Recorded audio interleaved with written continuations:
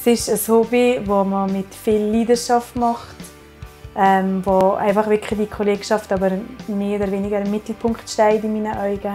Die Freundschaft untereinander bei dieser Band bietet mir schon viel, weil schlussendlich, wir jetzt gleich 10 Jahre unterwegs, 10 Jahre ist eine Kollegschaft, eine Freundschaft entstanden, die ich sicher nicht missen wollte. Also, weißt, es ist, obwohl wir sie einander Schutz nicht sehen, sind wir gleich froh, dass wir einander haben.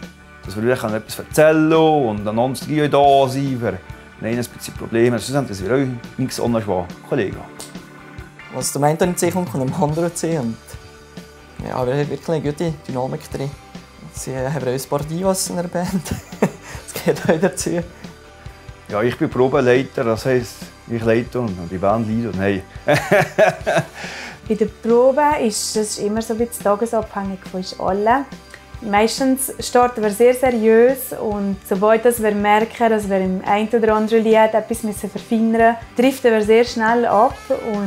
Aber das ist eigentlich, glaube ich, auch das, was es wirklich uns macht, was der Spass am Ganzen uns macht. Und ich glaube, wir sind jetzt alle wieder gespannt darauf, dass wir endlich wieder Auftritte spielen können, dass wir wieder vor die Leute können und vor allem die neuen Lieder jetzt endlich präsentieren können.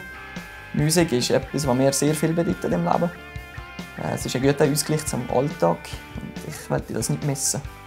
Mit Freunden Musik zu machen ist ganz anders, als wenn du irgendwann als Profis zusammenkommst und du irgendeine Arbeit abliefern. Hier hast du einen Bezug zueinander, du gehst zusammen aus, hast zusammen Sachen erlebt dementsprechend. Das fließt alles zusammen in die Musik, das fließt in die Konzerte. Du spielst zusammen, du kennst einander, du kannst die Blinden aufeinander vertrauen. Und das ist ganz anders. Es ist wie eine Familie.